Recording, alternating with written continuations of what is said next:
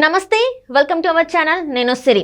తొలిసారిగా షర్మిల భారతిరెడ్డిపై మాట్లాడారు. తన గురించి అంటే జగన్మోహన్ రెడ్డి గారి వైఫ్ అయిన భారతిరెడ్డిపై తను వ్యాఖ్యానించారు. ఏమని చెప్పారంటే తన భర్త అనిల్ కుమార్ ఇంకా వదిన భారతిరెడ్డి కలిసి సోనియా గాంధీతో భేటీ అయ్యారు, ఆ నిజం చెప్పగలరా అని చెప్పేసి తను సూటిగా ప్రశ్న అయితే సంధించారు. సో తను చెప్తుందా లేదా, అసలు ఏంటి ఆ రోజు భేటీ, ఆ సీక్రెట్ భేటీ ఏంటి అనేది మనతో చర్చించడానికి మనతో పాటు ఉన్నారు ప్రముఖ సీనియర్ పొలిటికల్ అనలిస్ట్ అంకమరావు గారు. నమస్కారం సార్. నమస్తే శ్రీ గారు. సార్, ఇప్పుడు చూస్తున్నాం మనం షర్మిల గారు సభలో ఉన్నారు. అదే సభలో ఏంటంటే ఫస్ట్ టైం మనము భారతిరెడ్డి గారి గురించి మాట్లాడారు. అంటే ఏంటంటే తన గురించి మాట్లాడింది ఏంటంటే భారతిరెడ్డి గారికి అన్నీ తెలుసు కానీ ఏం తెలియదు అన్నట్టు ఉంటున్నారు. అనిల్ బ్రదర్ అనిల్ గారును తనే కలిసి సోనియాని కలిసి భేటీ అయ్యారు. కానీ ఇప్పుడు ఆ సీక్రెట్ తను మాట్లాడలేకపోతున్నారు. ధైర్యం ఉంటే దమ్ము ఉంటే అది మాట్లాడండి. ఇందులో ప్రణబ్ ముఖర్జీ గారి పేరు కూడా వచ్చింది. బ్రదర్ అనిల్ గారు కలిసి ప్రణబ్ ముఖర్జీ ఇంకా వెళ్ళి తనకి సీట్ కావాలని సంథింగ్ ఏదో ఇలాంటివన్నీ మాట్లాడుతున్నారు. సో ఇందులో ఎంత నిజం ఉంది అని చెప్పగల ధైర్యం ఉందా అని చెప్పి తను డైరెక్ట్గా అడుగుతుంది. సో ఇప్పుడు మరి ఇంకెన్ని విషయాలు బయటకు వచ్చే అవకాశం ఉందా, అసలు ఏం జరగబోతుంది సార్ నెక్స్ట్? ముందుగా ఆంధ్ర రాష్ట్ర ప్రజలకు ఇది చాలా శుభపరిణామంగా భావించాలి. ఎందుకంటే అంతఃపుర రహస్యాలు ఒక్కొక్కటి బయటకు వస్తూ ఉన్నాయి. ఎందుకంటే అంతఃపురంలో ఉన్న వాళ్ళతోటి వైరుధ్యాలు వచ్చినప్పుడే ఇవన్నీ బయటకు వస్తాయి. అంతఃపుర రహస్యాలు అనేవి చాలా అంటే వాళ్ళందరూ కూడా ఒకళ్ళకొకళ్ళు దాచుకొని బయటికి రానియకుండా అక్కడ జరిగే అక్రమాలు కావచ్చు, అన్యాయాలు కావచ్చు, మంతనాలు కావచ్చు, వాళ్ళ వరకే పరిమితం అయిపోతూ ఉంటారు. అలాంటివి విభేదాలు వచ్చినప్పుడే బయటకు వస్తూ ఉంటాయి. దానికి కొన్ని ఊహాగానాలు వస్తూ ఉంటాయి జరిగే పరిణామాలను బట్టి. ఇలా జరిగి ఉండొచ్చు, ఇలా జరగలేదు, ఇలా జరుగుతుంది, వీళ్ళు ఇలా చేసి ఉంటారు అనేది ఊహాగానాలు అయితే వస్తాయి తప్ప వాస్తవాలు అనేది ఒక వ్యక్తి బయటకు వచ్చినప్పుడే బయటకు వస్తూ ఉంటాయి. కాబట్టి ఈరోజు ఆంధ్ర రాష్ట్ర ప్రజలకు ఎందుకు శుభపరిణామం అన్నా అంటే అంతఃపురానికి సంబంధించినటువంటి రహస్యాలు ఒక్కొక్కటి బయటకు వస్తూ ఉన్నాయి. ఏం జరిగింది, రాజశేఖర రెడ్డి గారి మరణం ముందు ఏం జరిగింది, మరణం తర్వాత ఏం జరుగుతుంది, రాజకీయంగా వీళ్ళు ఏ విధమైనటువంటి నిర్ణయాలు తీసుకున్నారు, నిజంగా వీళ్ళు ప్రజల కోసం వచ్చారా, అధికారం కోసం వచ్చారా? చాలా స్పష్టంగా జగన్మోహన్ రెడ్డి గారు అనే వ్యక్తి అధికారం కోసం మాత్రమే వచ్చారు. అభియోగాల నుంచి తను కాపాడుకోవడం కోసం, ఎందుకంటే వేరే మార్గాలు ఇవ్వని అవినీతి జరిగిందనేది వాస్తవం. అది కళ్ళ ముందు స్పష్టంగా కనపడతా ఉంది. ఎవరన్నా ఎవరు కాదన్నా కూడా అధికారాన్ని అడ్డం పెట్టుకుని డబ్బులు మాత్రమే సంపాదించాడు, అందుట్లో ఎలాంటి సందేహం కూడా లేదు. మరి అదే 2009 సెప్టెంబర్ తర్వాత తండ్రి గారు చనిపోయిన తర్వాత మళ్ళీ ఇంకా ఏ ఒక్క వ్యాపారం మొదలు పెట్టలేదు కదా ఆయన. అప్పుడు తండ్రి ఉన్నప్పుడు మాత్రమే వ్యాపారాలు చేసి లబ్ధి పొందిన వ్యక్తి, అంత వ్యాపారం మీద అంత పట్టున్న వ్యక్తి తండ్రి చనిపోయిన తర్వాత మరి వ్యాపారాలన్నీ ఎందుకు అట్లా ఆగిపోయినాయి, కొత్త వ్యాపారాలు ఎందుకు మొదలు పెట్టలేదు? ఇది ప్రజలందరూ ఈరోజు గుర్తించారు. నిన్నటిదాకా ఏముందంటే నిజమే కావాలా, రాజశేఖర రెడ్డి గారికి అన్యాయం జరిగిపోయింది, రాజశేఖర రెడ్డి గారు కాంగ్రెస్ పార్టీని బతికించారు, అలాంటి రాజశేఖర రెడ్డి గారి కుటుంబానికి కాంగ్రెస్ పార్టీ అన్యాయం చేసింది, జగన్మోహన్ రెడ్డి గారు ముఖ్యమంత్రి చేయలేదనే విషయం వీళ్ళు బలంగా ప్రజల్లో తీసుకెళ్లారు. నిజంగా కూడా నమ్మారు వాళ్ళు. ఈయన మీద అభియోగాలు మోపటం, 16 నెలలు కారాగారంలో పెట్టడం, ఇవన్నీ చూసిన తర్వాత నిజంగా అవినీతి చేసి ఉంటే ఆ రోజు కాంగ్రెస్ పార్టీ ఎందుకు స్వస్థ కూర్చొని ఉంది, కావాలని ఈరోజు జగన్మోహన్ రెడ్డి గారిని ఇలా చేస్తున్నారు అనే ఒక సానుభూతి, ఆయన మీద ప్రేమ పెరగడానికి అవకాశం కలగజేశారు. దానివల్ల లబ్ధి పొందాడు ఆయన. అంతిమంగా నష్టపోయింది ఎవరంటే కాంగ్రెస్ పార్టీ. వాళ్ళు చేసిన తప్పులకు వాళ్ళే బలైపోయారు. అంటే ఈ గత 10 సంవత్సరాల నుంచి ఆంధ్రాలో కాంగ్రెస్ ఉనికి అనేది లేకుండా పోయింది. ఇప్పుడు కాదు, 2012 నుంచే లేనట్టు కింద లెక్క. ఎందుకంటే ఉప ఎన్నికల్లో భారీ విజయం సాధించడం ఆయన, దాంతో దృష్టిలో పెట్టుకున్న తర్వాత ఆ పార్టీ శ్రేణులు మొత్తం అటు వెళ్ళిపోయినాయి. ఆ పరిస్థితుల్లో ఈరోజు ఆయన మళ్ళీ అధికారంలో రావడానికి ఏమేమి జరిగిందని చెప్పి ఒకసారి కనుక మనం పరిశీలన చేసుకుంటా ఉంటే ఆయన చెప్పిన అబద్ధాలు కావచ్చు, రెచ్చగొట్టిన విధానం కావచ్చు, ప్రజల్లో మమేకమైన విధానం కావచ్చు, పాదయాత్ర చేసిన విధానం కావచ్చు, దీనికి అంతకీ కారణం చంద్రబాబు నాయుడు గారు, లేకపోతే నన్ను చంపాలని ప్రయత్నం చేశారు, నా బాబాయ్ గారిని చంపారు, వీళ్ళే కారణం, తెలుగుదేశం ప్రభుత్వం నన్ను చంపాలనుకుంటుంది, ఈ విధమైన ప్రచారాలతోటి ప్రజలు నమ్మారు. నిజమే కామోసు బాగా పెరిగింది. విమానాశ్రయంలో కోడికత్తోటి అది అంటే ఇక అన్నీ నమ్మారు వాళ్ళు. ఆయనకు అవకాశాలు కలిసి వచ్చినాయి. ఆ రోజు కలిసి వచ్చింది, ముఖ్యమంత్రి కావడానికి అవకాశం వచ్చింది. ప్రజలు మర్చిపోయారు. ఎందుకంటే రాజశేఖర రెడ్డి గారి సానుభూతిలో ఈయన సంపాదించిన ఆస్తుల గురించి, ఈయన చేసిన పనుల గురించి ప్రజలు మర్చిపోయారు. అవి పట్టించుకోవాలా. ఏ విధంగా ఉన్నారంటే ఎవరు సంపాదించుకోవట్లేదు, దొంగ అని వాళ్ళు ఎవరు, అందరూ అవకాశం వస్తే దోచుకోవడానికి ప్రయత్నం చేస్తున్నారనే భావన ప్రజల్లో ఉంది. కాబట్టి ఈయన ఇంకా మనుగడ సాగించగలుగుతున్నాడు.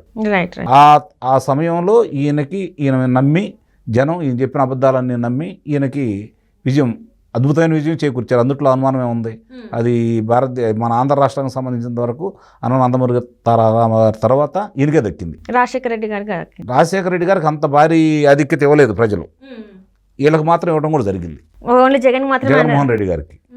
ఇప్పుడు ఆ రోజు జరిగిన దాంట్లో 67 స్థానాలు వచ్చినాయి 2014లో. అవును సార్. ఉప ఎన్నికలు 2012 ఉప ఎన్నికల్లో ఒకటి తప్ప అన్నీ గెలుచుకుంటూ వచ్చాడు ఆయన. తర్వాత జరిగిన దాంట్లో మామూలుగా 67 స్థానాలు ఆయనకి ఇవ్వడం కూడా జరిగింది. ఇప్పుడు 151 స్థానాలు ఇచ్చారు ఆయనకి, 22 మంది లోక్సభ సభ్యులను కూడా ఇచ్చారు. అది మామూలు విజయం కాదు కదా. ఇంతవరకు ఎప్పటికీ ఎవరికి జరగలేదు. 51% రావడం అనేది మామూలు విషయం కాదు కదా. ఇవన్నీ పరిగణలో తీసుకున్న తర్వాత ఆయన సుపరిపాలన చేయకపోయినా కూడా ఎవరికి అన్యాయం చేయకుండా రాష్ట్ర అభివృద్ధికి గనక ఆయన ముందుకెళ్ళినట్లయితే ఆయనకి ఎలాంటి డోకా ఉండేది కాదు. కానీ ఆయన అక్రమ సంపాదన మీదే దృష్టి పెట్టాడే తప్ప ప్రజల మీద దృష్టి పెట్టలేదనేది ఇప్పుడు జరుగుతున్న ఒక్క కుంభకోణం బయటకు వస్తున్న తర్వాత మనకు చాలా స్పష్టంగా కనపడతా ఉంది. నిన్నగాక మొన్న కాగువారి ఇచ్చిన దాంట్లో కూడా చూసుకుంటూ ఉంటే 90,000 కోట్ల రూపాయల పై చిలుకు ఎట్లా ఖర్చు పెట్టారో కూడా ఇప్పుడు వరకు లెక్కలే లేవు, ఏమైపోయినాయో కూడా లెక్కలు లేవు. 90,000 కోట్ల రూపాయలు, 90,000 కోట్ల రూపాయలు అంటే ఇవన్నీ ఇప్పుడు జనానికి ఒక్కోటి తెలుస్తూ ఉన్నాయి. ఎందుకంటే ప్రతిపక్షాలు బయట పెడతా ఉన్నాయి, స్వపక్షం వాళ్ళు బయట పెడతా ఉన్నారు, అట్లాగే తోబుటు బయట పెడతా ఉంది. కాబట్టి ఒక్కోటి ముప్పేట దాడి జరుగుతూ ఉంది ఈరోజు జరుగుతున్న పరిణామాలు. అందుకే నేను చెప్పాను శుభపరిణామం ఈరోజు ఆంధ్ర రాష్ట్రానికి. ఈ జరుగుతున్నవన్నీ కూడా ప్రజలకు తెలుస్తూ ఉన్నాయి. ఎంత అమాయకత్వంగా మనం నమ్మాము, ఈ రాష్ట్రం ఈ విధంగా కావడానికి కారణం ఎవరు, మన భవిష్యత్తు ఏంటి, అంధకారం అయిపోయింది. ఇప్పుడు ఆంధ్ర రాష్ట్రం అప్పుల పాలైపోయింది, 20 సంవత్సరాలు 30 సంవత్సరాలు వెనక్కి వెళ్ళిపోయింది. ఇదే 5 సంవత్సరాలు అదే ప్రగతి కన్నా కొనసాగినట్టయితే 2014 నుంచి 2019 వరకు మరి ఉద్యోగ కల్పన అందరికీ వచ్చుండేది, మరి అభివృద్ధి కూడా పయనించేది, నవనగరాల నిర్మాణం అవుతున్నట్టయితే ప్రపంచం మొత్తం ఆంధ్ర రాష్ట్రం కలిసి చూసేది. రైతుకు చెప్తున్న వాదన మాత్రం వేరే ఉంది కదా సార్. ఆంధ్రలో నేను చేసినంత అభివృద్ధి ఇంకే నాయకుడు చేయలేని చెప్పి తను మాత్రం చెప్పుకుంటున్నాడు. చెప్పుకోవడంలో తప్పే ఉంది, ఎవరైనా అట్లా చెప్పుకుంటారు. ఆయన బటన్ నొక్కుడే ప్రామాణికంగా తీసుకున్నాడు. ఆయన ఒక వర్గం ఓట్లన్నీ నాకే ఉంటాయని చెప్పి నిన్నటిదాకా భ్రమలో ఉన్నాడు. ఆ భ్రమలు తొలగిపోతా ఉన్నాయి, ఒక్కొక్కళ్ళు ఆ వర్గం వాళ్ళే బయటకు వస్తూ ఉన్నారు. ఎక్కడ జరుగుతున్నా కూడా ఇప్పుడు ఒక 10 మందికి లబ్ధి చేకూర్చాను నేను, నిస్సందేహంగా 30-40% మందికి నేను లబ్ధి చేకూర్చానని చెప్పి ఆయన భావిస్తున్నాడు. ఆ 30-40% మంది అచ్చం వాళ్ళ పార్టీలే కాదు కదా, అందరూ ఉంటారు కదా దాంట్లో. జరుగుతున్నా ఇప్పుడు 4గురికి ఇచ్చారు, 6గురికి ఆపారు, 6గురు కోపంగా ఉంటారు కదా. ఇప్పుడు తన స్నేహితుడైన శ్రీకాంత్ రెడ్డి కూడా బయటకు వచ్చి తనని ఎదురుగా ప్రశ్నించడం జరిగింది కదా సార్. ఏంటంటే నేనేం హత్యలు చేయలేదు, హత్యలు చేసిన వాళ్ళకి నేనేం సపోర్ట్ చేయట్లేదని కూడా మాట్లాడడం జరిగింది. అంటే ఇక్కడ ఏంటంటే ఇప్పుడు ఆయన ఒక్కడే కాదండి, ఆయన నమ్ముకొని ఆయన ఎమ్మటి నడిచి స్నేహితుడు లేడు, బంధువులు లేరు, రక్త సంబంధికులు లేరు, ఇరు ఒక్కడొక్కడు వదిలిపోతూ ఉన్నారు. అంతిమంగా ఆయన ఒక్కడు తప్ప మిగిలిన వాళ్ళందరినీ, ఆయన నమ్ముకున్న వాళ్ళందరినీ దూరం చేసుకుంటూ ఉన్నాడు. ఇది ప్రజలు కూడా వ్యతిరేకిస్తున్నారని చెప్పి స్పష్టంగా వాళ్ళకి అర్థమైపోయింది. కాబట్టి ఒక్కొక్కళ్ళు బయటకు వస్తూ ఇప్పుడు అదే అంతఃపుర రహస్యాలని వాళ్ళు బయటకు వచ్చి చెప్తేనే జనానికి అర్థమవుతాయి. ప్రతిపక్షాలు చెప్తే కావాలని చెప్పినట్టు అయింది. వాళ్ళ ప్రచారం కూడా అలానే చేసుకుంటాడు. ఎక్కడికి వెళ్ళినా ఏమంటున్నాడు, పిల్లలకి నేను మేనమావని అంటున్నాడు, అలాగే నేను పేదల పెన్నిధిని, పేదలకి పెత్తందారుకు జరుగుతున్న యుద్ధం అంటున్నాడు, నాకు పత్రిక లేదంటున్నాడు, ప్రసార మాధ్యమాలు లేవు అంటున్నాడు. మరి ఈ పత్రికలన్నీ ఎవరివి సార్? మరి ఆయన కాదుగా, ఆయన కాదు కదా, ముఖ్యమంత్రి కాదంటారు. ముఖ్యమంత్రి గారి కుటుంబానికి కానీ ఆయన కాదుగా, ఆయన భార్య గారి పేరు మీద కదా ఉంది. అంటే ఓకే సార్, అంటే ఇప్పుడు ఆయన చెప్పేది అంటే అంత పచ్చి అబద్ధాన్ని కూడా పదే చెప్పగలుగుతున్నాడు అంటే నేను చెప్పింది ప్రజలు నమ్ముతున్నారనే భావన ఉండబట్టే కదా. అది ఆయన ఏం చెప్పినా చెల్లుబాటు అవుతుందనే కదా ఆయన భావన. కాబట్టి ఇవన్నీ చూసుకుంటా ఉంటే ఒకసారి ప్రజలు కూడా ఆలోచించుకుంటున్నారు. మరీ అంత వెర్రివాళ్ళేం కాదు. ఆంధ్ర రాష్ట్ర ప్రజలు భావోద్వేగానికి లోనయ్యారు, నిజమని నమ్మారు. కొన్ని ఆరోపణలు తెలుగుదేశం పార్టీ శాసనసభ్యులు చేసినవండి కొన్ని తప్పిదాల వల్ల చంద్రబాబు నాయుడు గారు చేసిన కృషి అంతా వృధా అయిపోయింది. తిరిగి ఈలో అర్థం చేసుకుంటున్నారు ఎవరి వల్ల ఈ రాష్ట్రం మళ్ళీ ఈ స్థాయిలో ఉంది. ఇప్పుడు కరెంటు కూడా, విద్యుత్తును కూడా అందించలేని పరిస్థితుల్లో 9 గంటల కంటే విద్యుత్ అందించలేని రాష్ట్రాన్ని మిగులు విద్యుత్ తీసుకొచ్చినటువంటి చంద్రబాబు నాయుడు గారు మరి 5 సంవత్సరాల్లో ఒక్కరోజు కూడా విద్యుత్ ఛార్జీలు పెంచకుండా ప్రజలకు అందుబాటులో తీసుకుని వచ్చాడు, సంస్కరణలు తీసుకుని వచ్చాడు. మరి ఈరోజు 8 సార్లు 9 సార్లు విద్యుత్ ఛార్జీలు పెంచారు. ఇంత భారం ప్రజలకు మోపుతున్నారు. ఇవన్నీ ప్రజలు ఆలోచించుకుండా ఉంటారు. నాకే గంపగుత్తుగా ఓట్లేస్తారంటే ఆయన నాయకత్వానికి మనం ఏం చేయలేం. నిజంగా ప్రజలు అలా చేశారంటే ఇంకా ఆంధ్ర రాష్ట్ర ప్రజలను ఎవరు బాగు చేయలేరు. వాళ్ళ కర్మకు వాళ్ళు వదిలేయాల్సింది తప్ప ప్రత్యేకంగా చెప్పుకోవాల్సిన అవసరం లేదు. మార్పు అనేది కోరుకుంటున్నాను స్పష్టంగా కనపడతా ఉంది. మరి ఇప్పుడు భారతిరెడ్డి గారు బయటకు వచ్చి మాట్లాడతారా దీని మీద, లేకపోతే అసలు చూడాలి. ఇప్పుడే అసలైన రసకందాయం బయటకు వస్తూ ఉంది ఒక్కోటి. ఎందుకంటే ఇంతవరకు మనం చూసినట్టయితే ఎక్కడ కూడా భారతిరెడ్డి పేరు వినిపించలేదు మనకి. కానీ for the first time Sharmila గారు బయటికి తీసుకొచ్చారు. షర్మిల ఇంకా బ్రదర్ అనిల్ గారే వెళ్ళి మాట్లాడారని చెప్పి, ఐ మీన్ భారతిరెడ్డి గారు బ్రదర్ అనిల్ గారు వెళ్ళి మాట్లాడారని తెలిసింది. సో ఇప్పుడు దీని మీద రియాక్షన్ ఎట్లా ఉంటుంది అంటారు సార్? చూడాలి. ఆమె చాలా వ్యూహాత్మకంగానే ముందుకెళ్తున్నారు షర్మిల గారు. మరి అంతకంటే వ్యూహాత్మకంగానే పనిచేస్తున్నారు భారతిరెడ్డి గారు.